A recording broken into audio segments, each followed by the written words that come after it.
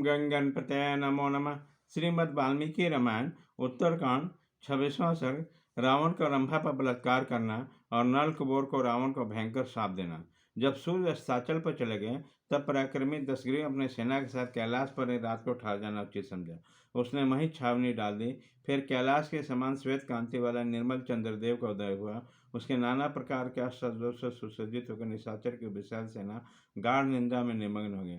परंतु महापराक्रमी रावण उस पर्वत के शिखर पर चुपचाप बैठकर चंद्रमा की चांदी से शोभित होने वाला उस पर्वत के विभिन्न स्थानों को जो संपूर्ण काम भोगों को उपयुक्त नैसर्गिक छटा निहारने लगे। वहां कनेर के दीप्तिमान कानन शोभा पाते थे। कई कदम और मौसगिरी वृक्षों के समूह अपनी रमणीयता बिखर रहे थे। कहीं मंदाकिनी के जल से भरी हुई प्रफुल्ल कमलों से अलंकृत पुष्करिणी शोभा दे रही थी। कहीं चंपा अशोक नाग केसर मंदार आम पणर लोक प्रेग अर्जुन केरचक तगर नरिकेल प्रियाल पनस आदि वृक्ष में पुष्प आदि की शोभा से उस पर्वत शिखर के वन प्रांत को उद्भासित कर रहे थे। मधुर कंठ वाले कमार किन्नर अपने कमनियों के साथ वह राग युक्त गीत गा रहे थे जो कानों में पड़कर मन का आनंद वर्धन कर रहे थे। जिनके नेत्र प्रांत पंथ से कुछ लाल हो गए वो मदमत विद्याधर युवतियों के साथ कीड़ा करते हर्षमग्न होते थे। वहां के कुबेर के भवन में गाती हुई अप्सरा के गीत को मधुर ध्वनि में घंटानाद के समान सुनाई पड़ती थी।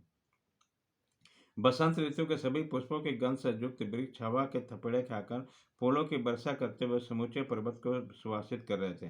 विभिन्न कुसुमों के मधुर मकरंद तथा पराग से मिश्रित प्रचुर सुगंध लेकर मंद मंद बहती हुई सुखद वायु रावण की काम वासना को बढ़ा रही थी।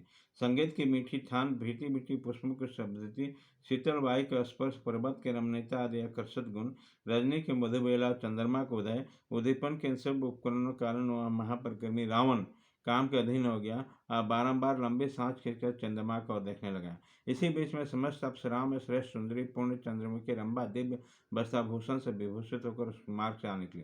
उसके अंगों में दिव्य चंदन का लेप लगा था और केश मास से परिजात के पुष्प गुथे हुए थे। दिव्य पुष्पों से श्रृंगार करके वो प्रिय समागम रूपी दिव्य उत्सव के लिए जा रही थी। मनोहर नेत्र तथा कांची की लड़ियों से विभूषित पिन जगन स्थल को रीति के लिए उत्तम उपहार के रूप में धारण किए हुए थे। उसके कपोल आदि पर हरिचंद से चित्र रचना की गई थी। उनके 6 ऋतुओं से होने वाले नूतन पुष्पों के आधारों से विभूषित थी और अपनी अलौकिक कांति शोभा धृतीय कृत्य से युक्त होकर उस समय दूसरी लक्ष्मी के समान जान पड़ती। उसका मुख चंद्रमा के समान मनोहर था। दोनों सुंदर भवें कमल से दिखाई देते थे। वह सजल जलधर के समान नीले रंग की साड़ी में अपने अंगों को ढके हुए थे। उनकी जांघों को उतार चढ़ाव हाथी के सूंड के समान थे। दोनों हाथ ऐसे कोमल थे मानो देह रूपे रसाल के डाल को नए नए पलवा है। वह सेना के बीच में होकर जा रहे थे। अतः रावण ने उसे देख लिया। देखते ही कामदेव के बाणों का शिकार हो गया। वो खड़ा होकर अंदर से जाते हुए रंभा का हाथ पकड़ लिया। बेचारी अबला लाश से गड़ गई, परंतु निशाचर मुस्कुराता हुआ बोला, बरारोहे कहाँ जा रही हो? किसकी इच्छा पूर्ण करने के लिए स्वयं चल पड़ी?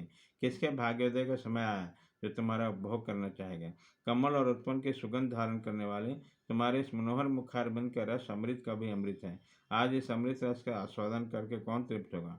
भौरू, परस्पर सटे हुए तुम्हारे स्वर्ण में कमलों के सुंदर शरीर से पीर्ण रोज किसके बस स्थल को अपना स्पर्श प्रदान करेंगे? सोने के लड़िया से विभूषित तथा स्वर्ण में चक्र के समान विपुल विस्तार से युक्त तुम्हारे पिन जन्म स्थल पर मूर्तिमान स्वर्ग से जान पड़ता है। आज कौन आरोहण करेगा? इंद्र उपेंद्र अथवा सुनि कुमार ही क्यों न हो, इस समय कौन पुरुष मुझसे बढ़कर है? बेरो, तुम मुझे छोड़कर अन्यत्र जा रहे हो, ये अच्छा नहीं है। सुंदर नितंब वाले सुंदरी, यह तुम्हारी सलाह है। मुझ पर बैठ कर विश्राम करो। इस त्रिभुवन का जो स्वामी है मुझसे भिन्न नहीं है। मैं ही संपूर्ण लोकों का अधिपाती हूँ, तीनों लोकों का स्वामी का भी स्वामी तथा विधाता। यह दशमुख रावण आज इस प्रकार विनीत भाव से हाथ छोड़कर तुमसे याचना करता है। सुंदरी, मुझे स्वीकार करो। रावण के ऐसा कहने पर अम्बा कांप उठी और हाथ जोड़कर बोले, प्रभु प्रसन्न होइए, मुझ पर कृपा कीजिए। आपकी ऐसी बातें मुंह से नहीं निकालना चाहिए, क्योंकि आप मेरे गुरुजन हैं, पिता के तुल्य हैं। यदि कोई दूसरे पुरुष मेरा तिरस्कार करने पर उतारी हो तो उससे भी आपको मेरी रक्षा करनी चाहिए। मैं धर्मता आपकी पुत्र बुद्ध हूँ, यह आपसे सच्ची बात बता रहा हूँ। रंभा अपने चरणों को देखते हुए नीचे मुंह किए हुए खड़ी थी। रावण की दृष्टि पड़ने मात्र से भय के कारण उसके रोंगटे खड़े हो गए। उसी समय उसने रावण से कहा, रंभे, यदि ऐसित हो जाए कि तुम मेरे बेटे की बहू हो तभी मेरे पुत्र बधी हो सकती हो, अन्यथा नहीं। तब ब्रह्मा ने बहुत अच्छा कहकर रावण को इस प्रकार बोला, राक्षस श्रीमुनि, धर्म के अनुसार मैं अपने पुत्र की ही भार्या हूँ। आपके बड़े भाई कुबेर के पुत्र मुझे प्राणों से भी बढ़कर प्रिय हैं। वह तीनों लोकों में नलकुबर नाम से विख्यात हैं तथा धर्मानुष्ठान की दृष्टि से ब्राह्मण और पराक्रम की दृष्टि से क्षत्रिय हैं। वो क्रोध में अग्नि तथा क्षमा में पृथ्वी के समान है। उसी लोकाकुल लोकपाल कुमार प्रीतम नलकुबेर को आज मैंने मिलने के लिए संकेत दिया है। ये सारा श्रृंगार मैंने उन्हीं के लिए धारण किया है। जैसे उनका मेरा प्रति अनुराग है, उसी प्रकार मेरा भी उनके प्रति प्रगाढ़ प्रेम है, दूसरे किसी प्रति का नहीं। शत्रुओं का दमन करने वाला राक्षस राज, इन सत्य की दृष्टि में रखकर आप इस समय मुझे छोड़ दीजिए। वे मेरे धर्मात्मा प्रीतम उत्सुक होकर मेरी प्रतीक्षा करते होंगे। उनकी सेवा के इस कार्य में आपको यहाँ विघ्न नहीं डालना चाहिए। मुझे छोड़ दीजिए राक्षस राज। आप सत्पुरुषों द्वारा आचरित धर्म के मार्ग पर चलिए। आप मेरे माननीय गुरुजन हैं, अतः आपको मेरी रक्षा करना चाहिए। यह सुनकर दशग्रीव ने उन्हें नम्रतापूर्वक उत्तर दिया। रंभे, तुम अपने आप को जो मेरी पुत्रवधि बता रही हो, यह ठीक नहीं जान पड़ता। यह नाता रिश्ता उन स्त्रियों के लिए लागू होता है जो किसी एक पुरुष की पत्नी हो। तुम्हारी देवलोक की तो स्थिति ही दूसरी है। यह वहाँ सदा से नियम चला रहा है कि अप्सराओं का कोई पति नहीं होता। यहाँ कोई एक स्त्री के साथ विवाह करके नहीं रहता। ऐसा कहकर उस राक्षस ने रंभा को बलपूर्वक अपने शिला पर बैठा लिया और काम भक्त मासद होकर उसके साथ समागम करने लगे। उसके पुष्पहार टूट के गिर गए, सारे आभूषण अस्त व्यस्त हो गए।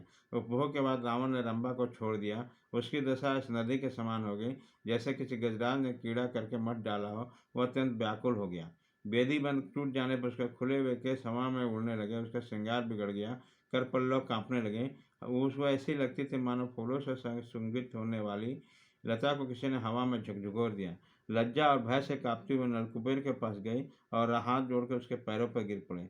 रंभा को इस प्रकार अवस्था में देखकर महामुनि नलकुबेर ने बोला, महाभद्रे, क्या बात है? तुम इस तरह मेरे पैरों पर क्यों पड़ गई? वो थर थर काँप रही थी। उसने लंबी लंबी सांस खींचकर हाथ जोड़ लिए और उसने जो कुछ हुआ वह सब ठीक ठाक बताना आरंभ किया। देव, ये दशमुख रावण स्वर्गलोक पर आक्रमण करने के लिए आया है। इसके साथ बहुत बड़ी सेना है। उसने आज की रात में यहीं डाला है। शत्रु दमन वीर, मैं आपके पास आ रही थी, किंतु उस राक्षस ने मुझे देख लिया, मेरा हाथ पकड़ लिया, फिर पूछा तुम किसकी स्त्री हो। मैंने उसे सब सच सच बता दिया, किंतु उसका हृदय कामजनित मोह से आक्रांत था, इसलिए मेरी यह बात नहीं सुनी। देव, मैं बारंबार प्रार्थना करती रही कि प्रभु, मैं आपके पुत्र बधु, मुझे छोड़ दीजिए, किंतु उसने मेरी सारी बातें अनसुनी कर दी और बलपूर्वक मेरे साथ अत्याचार किया। उत्तम व्रत का पालन करने वाले प्रीतम, इस बेबसी की दशा में मुझसे जो अपराध बन गया उसे आप क्षमा करें। सौम्य नारी अबला होती, इस उसके पुरुष के बराबर शारीरिक बल नहीं होता, इसलिए दुष्ट से मैं अपनी रक्षा नहीं कर सके। यह सुनकर वैष्णव कुमार नलकुबर को बड़ा क्रोध हुआ। रंभा पर किए उस महान अत्याचार को सुनकर उसने ध्यान लगाया। उसी समय दो ही घड़ी में रावण के उस करतूत को जानकर वैष्णवपुत्र नलकुबर के नेत्र क्रोध से लाल हो गए और उसने हाथ में जल लिया। उसने जल लेकर विधिपूर्वक आचमन करके नेत्र आदि सारी इंद्रियों का स्पर्श करके अनंतर उसने राक्षस को भयंकर शाप दिया।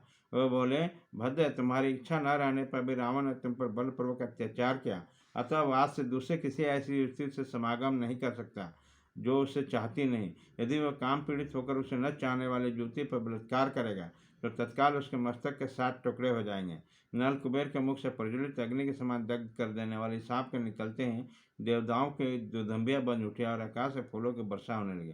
ब्रह्मा आदि देवताओं का बड़ा हर्ष हुआ कि राक्षस द्वारा की गई लोगों की सारी दुर्दशा और राक्षस की मृत्यु को भी जानकर ऋषियों तथा पितरों को बड़ी प्रसन्नता प्राप्त हुई। उस रोमांचकारी साप को सुनकर दशग्रीव ने अपने को न चाहने वाले स्त्रियों के साथ बलात्कार करना छोड़ दिया। वह जिन जिन प्रतिवर्ती स्त्रियों को हर कर ले गया, उन सबके मन को नलकुबर को दिया हुआ सांप बड़ा प्रिय लगा। उसे सुनकर सबके सब बड़े प्रसन्न हुए। इस प्रकार श्री वाल्मीकि निर्मित आश्रम आदि का उत्तर कांड में 26वां सर्ग पूरा हुआ।